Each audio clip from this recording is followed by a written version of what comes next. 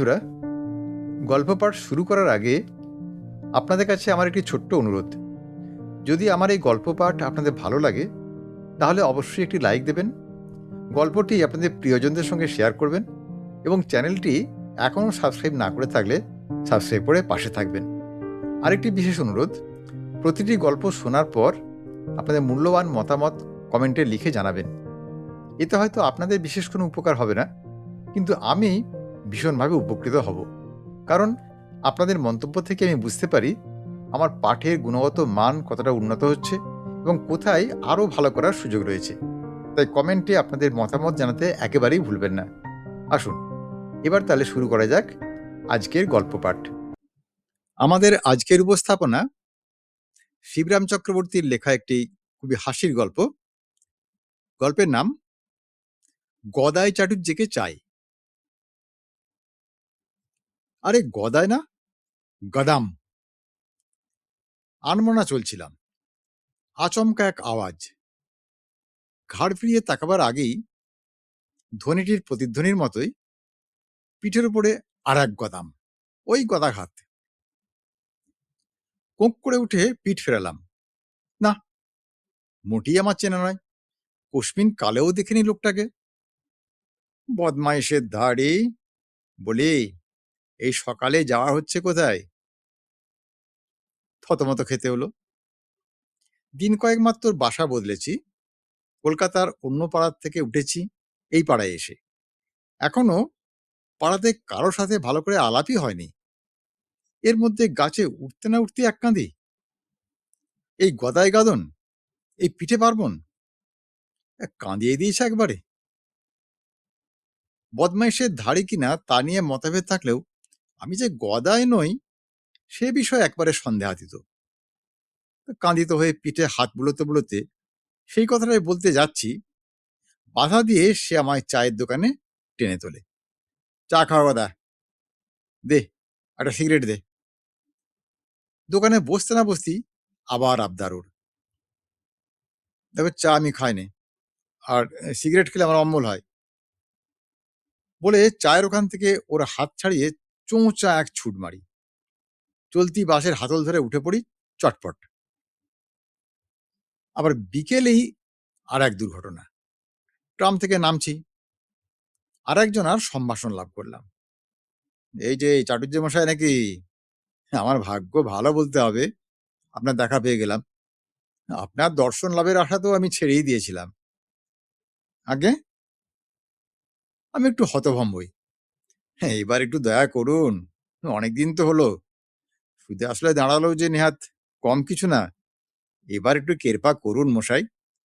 অল্পে অল্পে, কিস্তিতে কিস্তিতে, আস্তে আস্তে দিন না, নইলে যা চলে না।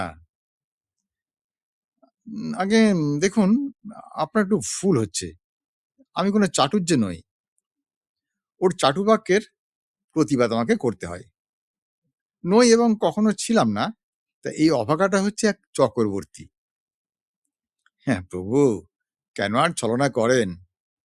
গরিবের কষ্টে কটা টাকা মেরে আপনার লাভ কি হবে বলুন না? আপনার বাড়ি গেলে দেখা মেলে না। বাসার লোকেরা বলে, হ্যাঁ গদাবাবু ছিলেন, এইমাত্র বেরিয়ে গেলেন। তো এইসব কি আর ভালো?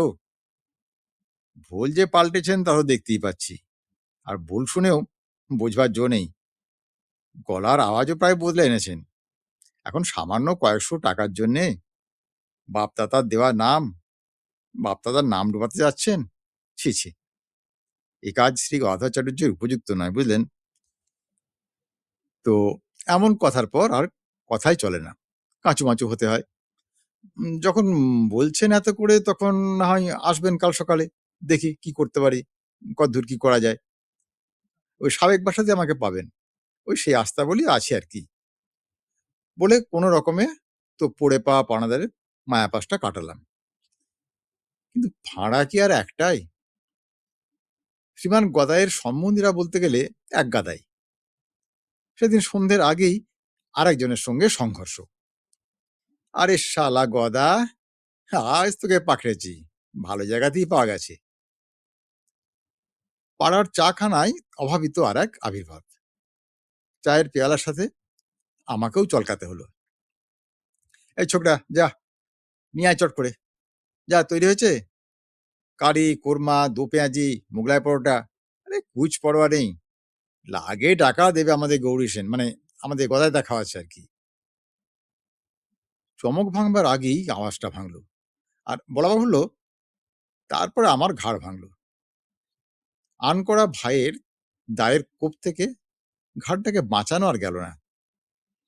তারপর রেস্তোরাঁ থেকে হালকা হয়ে ভারী মন নিয়ে ফিরছি বাড়ির দিকে। হঠাৎ পাশ থেকে কে যেন গলা বাড়ালেন। "এই জন্তু, মাসি পিসিদের আজকাল চিনতেই পারছিস না যে রে? এতই বড়লোক হচ্ছিস নাকি?" পাশ ফিরে এক বড়শির সামনে হাঁ করে দাঁড়ালাম। "হ্যাঁ রে গদা, তোর নন্টু মাসিকে তুই চিনতে পারছিস নে? কার কোলে পিঠে মানুষ হলি রে, হ্যাঁ?" আমার তখন হাঁটা বুঝল। তখন বুঝলাম যে আমার সামনে যে মাসিক চিত্র প্রদর্শনী উদ্ঘাটিত তা আমার নয়, শ্রীমান গদাইয়ের। চিত্রাঙ্গদার দিকে আমি গদগদভাবে তাকালাম। "নন্তু মাসি, কিছু মনে করো না। একটা কথায় ভাবতে, ভাবতে যাচ্ছিলাম, তোমায় দেখতে পাইনি।" বলতে, বলতে হেঁট হয়ে তার পায়ের ধুলো নিতে হলো। না নিলে কি আর রক্ষে ছিল? হ্যাঁ, বড়শি-টড়শিদের আমার সব জানা আছে। বড়শি দিয়ে তো গেঁথেই ছিলেন। তারপরে অসি দিয়ে ফালা করতেন।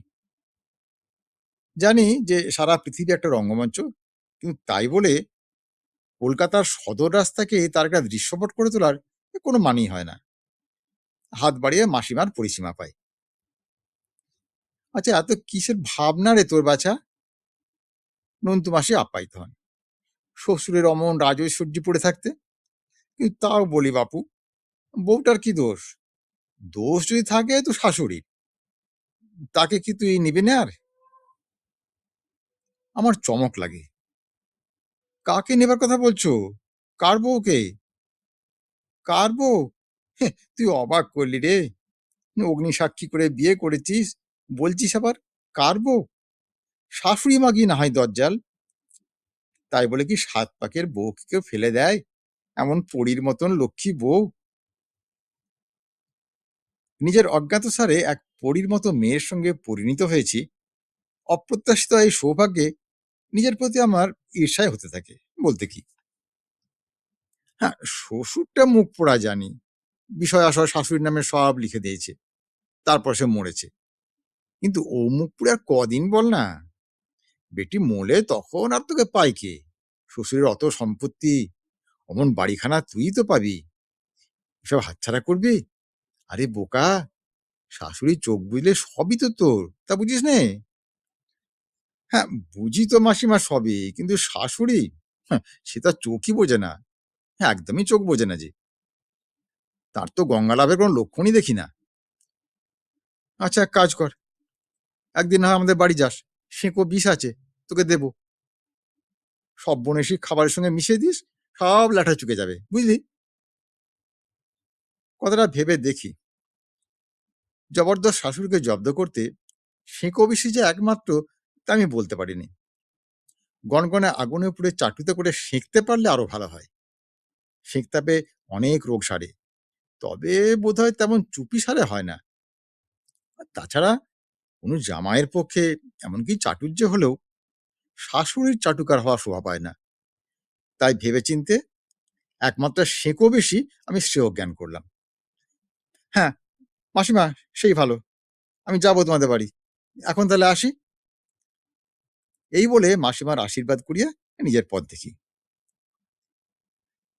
কিন্তু মাসির আন্তঃপ্রদেশ পার হতে না হতেই ৩ জন লোক আমার সামনে যেন মাটি ফুঁড়ে ওঠে। হ্যাঁ, বলি, চাঁদ, হুপ করে কোথায় ডুব মেরেছিলে শুনি? চারদিক থেকে তারা চাঁদোয়ার মতো ঘিরে এসে আমায় ছেঁকে ধরে। বলি, আমাদের বখরাটা কি হলো? কিসের বখরা? হাহ, সেই ব্যাংক লুটের, ব্যারাকপুরের রাহাজানির। ভারী ন্যাকা সাজছিস রে গদাই। আরে চুপ চুপ চুপ! সদর রাস্তায় দাঁড়িয়ে এমন কেউ চেঁচায়? চ, ওই পার্কে গিয়ে বসি, সেখানে কথা হবে। ও, আমাদের ভাগ মেরে ফের আবার ভাগবার মতলব। তাহলে দেখেছিস, এই দেখ, এইখানেই তোকে শুইয়ে রেখে যাব, যদি ভোগা দেবার চেষ্টা করিস আবার। আমি দেখি ওদের ৩ জন ছাড়াও আরো ৩ টেকে দেখা যায়। ওদের পকেটের ভেতর থেকে তারা উঁকি মারে। একেকটি পিস্তল। মাঠের ঘাসে গা ঘেঁষে বসতে হয়। বোঝাতে হয় যে পালাইনি আমি। পুলিশের ভয়ে আন্ডারগ্রাউন্ডে গেছিলাম। ভেবেছিলাম যে ওরাও সব আমার মতোই ইউজি হয়ে গেছে। তাই কোথায় কাকে খবর দেব? কোথায় কার পাত্তা পাবো? তাই না ভেবেই ইউজি হয়েছিস? হ্যাঁ, তোর ইউজি হওয়ার দরকারটা কি ছিল? আরে পুলিশ তো ঘুণাক্ষরেও টের পায়নি। সন্দেহই করেনি আমাদের। তারা তো ব্যাংকের ক্যাশিয়ারকে গ্রেপ্তার করে হাজতে পুড়ে রেখেছে। ও তাই নাকি? হ্যাঁ, তাহলে তো ভালোই হলো। খুব ভালো হয়েছে। খুব ভালো কাজ করেছে পুলিশ। কিন্তু ঠিক করলেও আমি একটু বিচলিত হই। বেচারির জন্যে আরকি। আমরা ওর ক্যাশ আকর্ষণ করলাম, আর পুলিশ কিনা ওর কেস আকর্ষণ করলো। ক্যাশিয়ারের জন্য আমার দুঃখই হয়। দুঃখ হচ্ছিল আরো। ঠিক চোখের সামনেই পার্কের গা লাগা একটা বাড়িতে একটি মেয়ে একদৃষ্টে এই দিকেই তাকিয়েছিল। কিন্তু এই ৩ হতভাগা চক্রান্তে চক্রবর্তী হয়েও ভালো করে আমি সেদিকে চাইতেই পারছিলাম না। গদা এভাবে বিভোর হয়ে বোকার মতো বসে থাকতে হচ্ছিল। একটি ছেলে একটি চিরকুট হাতে নিয়ে এসে আমাকে দিল। বলল, "শেষ দিয়ে আপনাকে ডাকছে একবারটি।" খোকার অঙ্গুলি নির্দেশে আমার সেই বাতায়ন মূর্তিকেই আরেকবার দেখলাম। চুম্বকের টানে আমায় উঠতেই হলো। "এই, চললি কোথায়?" ওরাও ব্যস্ত হয়ে উঠল। "আরে এক্ষুনি আসছি, দাঁড়া, বস এখানে, ঘাবড়াস নি।" "ও, পালাবার ফিকির খুঁজছিস বুঝি? তাহলে গদাই, আজকেই তোর কিন্তু শেষ দিন, এটাও তুই জেনে রাখিস।" ওই ৩ শত্রুর মধ্যে যে একটু খুবসুরত মেয়েটিকে সেও দেখেছিল, শুধু তাকেই একটু কম খাপ্পা দেখা গেল। সেই উঠে কোনো রকম সামলালো। "আরে থাম না তোরা, আমি তো যাচ্ছি ওর সঙ্গে। পালাবে কোথায়? আমি না হয় পাহাড় দেবো বাড়ির দরজায়। সটকায় কোথায় দেখি তো। তোরা এখানে চুপ করে বসে থাক।" বেখাপ্পাটিকে দরজায় খাড়া করে ভেতরে গেলাম। যেতেই শেষ দি সেজে গুজে তৈরি হয়েছিল। আমাকে দেখেই সে কোকিয়ে উঠল, "আমার এমন সর্বনাশ করে তুমি তুমি যে এমন ডুমুরের ফুল হবে তা আমি স্বপ্নেও ভাবিনি। এদিকে মা বাবার কাছে আমার এই কালা মুখ কি করে আমি দেখাই বলো তো?"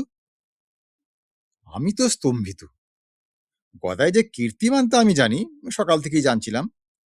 সকলের কাছ থেকেই নানাভাবে তার আমি পরিচয়ও পাচ্ছিলাম। কিন্তু এ পরিচয়ন বৃত্তিতেও সে যে আরেক অদ্ভুত কীর্তি রেখে নিজের উপর টেক্কা মারবে তা আমি ভাবতেই পারিনি। তো এমন পরিস্থিতিতে কি করব, কি বলবো তাই ভাবছি। বলতে যাচ্ছি যে, "আপনার ভুল হচ্ছে। ভালো করে তাকিয়ে দেখুন। বোধহয় আমি গদাই নই।" এমন সময়ে একবারে সাক্ষাৎ যমদূতের মতো এক লোক সে ঘরে এলো। এসে বলল, "দেখো, আমার মেয়ের মুখে আমি সব শুনেছি। নিতু মা আমায় কিচ্ছু লুকোয়নি। এখন তোমার কি বলবার আছে শুনি?" বলি শোনার অপেক্ষা না করেই টেলিফোনে হাতলটা হাতে নিল। "হ্যালো, লালবাজার? হ্যাঁ, হ্যাঁ, সাহেবের কানেকশনটা একটু দিন তো আমায়। আসামি পাকড়েছি।" বলেই আমার দিকে তাকালো আবার সেই যমদূত। "এখন বলো তো বাবু, কি তোমার মতলব? পুলিশ না পুরুত?" "পুরুত।" আমি বলতে চাইনি, কিন্তু আমার মুখ দিয়ে বেরিয়ে গেল ফুরুত করে। "হ্যাঁ, সেই ভালো, সেই বেশ কথা।" চোখের পলকে তার মুষ্ক চেহারা হাসি খুশির মলাট হয়ে উঠল। "তাহলে পুরুত যেখানে শুভস্য শীঘ্রম। আজকেই তাহলে হয়ে যাক। তা গোধূলি লগ্ন এখন অবশ্য উতরে গেছে, তা যাক। এসব বিয়ের কোনো লগ্ন লাগে না। তাহলে আমি বন্ধুদের খবর দিই, আর সানাইওয়ালাকে সঙ্গে করে নিয়ে আসি।" গায়ে উড়নি ফেলে তিনি বেরোতে তৈরি হলেন। আর জানলা দিয়ে আমি পার্কের দিকে তাকালাম। ডেকে বললাম তাকে, "দেখুন, পুরুতের সঙ্গে পুলিশকেও আনবেন। কি জানি, বলা তো যায় না। যদি শেষে আমার মত বদলায়। কয়েক বছর না যাবজ্জীবন। কারাদণ্ডের মধ্যে কোনটা ভালো ভাবতে দিন আমায়। ততক্ষণ আমি ভাবি।" ওর অন্তর্ধানের পর আমি মেয়েটির দিকে তাকাই। গোধূলি লগ্ন উতরে গেছে, কিন্তু কণ্ঠলগ্ন আসন্নই। গলার মধ্যে কি যেন আমার দলা বাঁধে। আমি নিতুকে ডাকি, "আচ্ছা নিতু, এসো, একটা পরামর্শ করি।" বন্ধু ভাবেই পরামর্শ অবশ্য। ব্যাপারটা আলোচনা করা যাক। না হয় একটু কাণ্ড হয়েই গেছে, ও মুহূর্তের ভুলে অমন তো হয়েই থাকে, কতই তো হয়। কিন্তু তাই বলে তোমার মতন এমন এত ভালো মেয়ে যে আমার মতোই অকুল পাথারে ভেসে যাবে, তা কি হতে পারে বলো? সেটা কি কখনো হওয়া উচিত? লোকলজ্জার দায়ে তোমার বিয়ে করতেই হবে সেটা আমি বুঝি। কিন্তু আমাকেই করতে হবে, মানে এমন অপদার্থকেই, তার কি কোনো মানে হয়? তার চেয়ে দেখো তো, ওই দোরগোড়ায় দাঁড়িয়ে আছেন আমার এই বন্ধুটি, দেখতে শুনতে মন্দ নয়। তো ওকে কি তোমার পছন্দ হয়? তা হয়তো বলো, ওকে আমার বদলে দিতে পারি।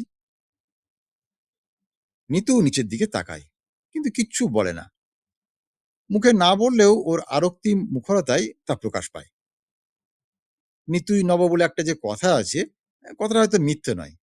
কোথাও কোথাও খাটেও বোধহয়। নিতুর বেলায় অন্তত খাটলো। আচ্ছা দাঁড়া, ওকে তাহলে আমি ডেকে আনি। বলে আমি ওই রাহাজানিকারদের একজনার সুরাহা করতে এগোই। হ্যাঁ রে, তুই বিয়ে করেছিস? মানে এর মধ্যে এই আমার মানে আমার গা ঢাকা দেওয়ার ফাঁক তালে? হ্যাঁ, ন্যাকা, যারা কিছু জানিস নে। সে মুখ বাঁকায়। দেখ তাহলে এই মেয়েটিকে তো দেখছিস, এ কিন্তু আমার বেশ জানাশোনা, ভারী ভালো মেয়ে। পছন্দ হয় তো বল। অমন সুন্দর মেয়ে কিন্তু আর পাবি নে। লাগিয়ে দিই তাহলে আজকেই। কি বলিস? সুন্দর মেয়ের সামনে সবাই দুর্বলই হয়। দূর বলতে পারে এমন দুর্ধর্ষ লোক দেখা যায় না। এমনকি ডাকাতরাও সেখানে কাত। তা তখন আমি নিতু আর নবকে এনে মুখোমুখি খাড়া করি। আচ্ছা, তাহলে এক কাজ করো, তোমরা তখন আলাপ করো, আমি একটু মাঠ থেকে আসি, কেমন? আমার আর দুজন বন্ধু ওখানে আছে, তাদের বলি গে, শুভ খবরটা সবাইকে দিই তাহলে। কারণ বরযাত্রী হবার দায়িত্ব এখন আমাদেরই। বলেই আমি আর দাঁড়াই না। নিতুর বর থেকে নির্ভর হবার যে নতুন সুযোগ হয়েছিল, তা আমি হালাই হারাই। না, আর দেরি নয়। ভদ্রলোক কখন পুরুতেনে হাজির করেন কে জানে। জামা বদলের মতো জামাই বদলানো পছন্দ করবেন কিনা তারই বা ঠিক কি? শ্বশুর তো নন, জানাগারে অসুর। আর পাহাড়ওয়ালাকেও আবার পাকড়ে আনতে পারেন তো। তাই সানাই বাজবার আগে আমি সরে পড়ি। হঠাৎ আমি চলে আসি খবরের কাগজে আপিসে। সেখানে হারানো প্রাপ্তি নিরুদ্দেশের কলমে একটা বিজ্ঞাপন চালাই। ভাই গদাই, ফিরে এসো। তোমার জন্য তোমার বন্ধুরা হননি। নন্তুমাসি কাতর, নিতু নিতান্তই কাহিল। পাড়ার সবাই পাগল। বৃথা দেরি করো না। কোনো ভয় নেই। কেউ টের পায়নি। ঘুণাক্ষরেও নয়। দয়া করে ফিরে এসো ভাই। বিজ্ঞাপন দিয়ে ফিরে যায় নিজের পাড়ায়, আমার চেনা মহলে, জানাশোনার আওতায়, আমার সাবেক আবহাওয়ায়। নতুন পাড়ার দিকে আর পা বাড়ায়নি। বিয়ে পাড়ায় আর এগোবো? বাবা, বিয়ে করতেই লোকে বেপাড়ায় যায়, কিন্তু যেখানে একটা বিয়ে হয়ে আছে আর একটা হব হব, মানুষগুলোও বেয়ারা, এই গদায় লস্করি বেচাল নিয়ে সেখানে আবার ফিরবো ফের? না, খুব চোট গেছে, হল্লা গেল ভারী। এখন নিজের মহল্লায় যাই। আর না, ফিরে চল আপন ঘরে। মুক্তারামের মুক্ত আরামেই অধবদনে চলেছি নিজের চত্বরে, নিজের চক্করে চক্রবর্তী হতে চলেছি। চলতে চলতে চোখ তুলে হঠাৎ চমকে গেলাম। হ্যাঁ, আমার শ্বশুর মশাই না? শাশুড়ি ঠাকুরনকে বিষয় বিষয়ে জর্জরিত করে যিনি দেহ রেখেছেন, সেই তিনি নন? শ্বশুরের প্রেত নয় তো? আমার অনভিপ্রেত শ্বশুর, আমার অনতি দূরেই বিয়ের বাজার নিয়ে চলেছেন মুটেদের মাথায়। হুম, ভুল দেখেনি। পাহাড়ওয়ালারাও তার পিছনে রয়েছে। পুলিশের লোক যার পেছনে, আমি তার সামনে পড়িনি। ছট করে এক ছুটে পাশের এক ছবির দোকানে গুটিয়ে যায়। আর ঢুকতেই আমার চোখে পড়ে এই জীবনে যাকে কখনোই চর্মচক্ষে দেখবো এমন দুরাশা করিনি। ভগবানের মতোই দুর্দর্শ আর দুর্ধর্ষ, আর সবার আরাধনার সেই শ্রীমান গদাইচন্দ্র আমায় দর্শন দেন। এইমাত্র কাগজে বিজ্ঞাপন লাগিয়ে আসছি, আর এর মধ্যে ইনি লাগাও? না, খবরের কাগজে বিজ্ঞাপন দিলে যে ফলে থাকে তা মোটেই মিথ্যে নয়। দোকানের ভেতরের দিকে দাঁড়িয়ে গদাই ওদিকের ঘরে, মাঝের দরজার ফাঁক দিয়ে পরিষ্কার আমার চোখে পড়ে। একেবারে আমার নকল, অবিকল। হাত, পা, নাক, মুখ, চোখ, চাউনি এমনকি একই রকমের শার্টের কলার উল্টানো পর্যন্ত হুবহু আমার মতোই। টিকির গোড়ার থেকে পায়ের গোড়ালি অব্দি চুলের জুলপি বা জিলিপি নিয়ে নিখুঁত আমার প্রতিলিপি। লোকে যে আমায় দেখে গদায় বলে ভুল করে, তার আর দোষটা কি? আমার নিজেরই ভ্রম হয়।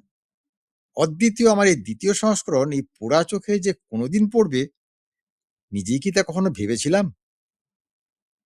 এবার আস্তিন গুটিয়ে আমি এগোই। লোকটাকে এমন শিক্ষা দেব যে যেন সে কখনো আর আমার ছদ্মবেশে কোথাও না বেরোয়। যা নাকাল হয়েছে ওর জন্যে, ওর নাক মুখ আমি আর আস্ত রাখবো না। এবার সেও আমার দিকে এগিয়ে আসে, হুঁশি বাগিয়ে। বাঘের মতো তার ঘাড়ের উপর আমি লাফিয়ে পড়ি। আর মারের চোটে গদায় ঝনঝন করে ওঠে, ক্ষণ করে ভেঙে পড়ে, খান হয়ে টুকরো টুকরো হয়ে যায়। এবার আমার চোখের সামনেই। আমি অবশ্য কম মার খাইনি। গা, হাত, পা কেটে কুটে একাক্কার, একবারে রক্তারক্তি কাণ্ড। ছি ছি! ছবির দোকানের লোকে ছবি দেখতেই যায়, প্রতিচ্ছবি নয়। সেখানে দরজার মতো অত বড় আয়না রাখার কোনো মানে হয়? আজকের গল্প পাঠ এখানেই শেষ হলো।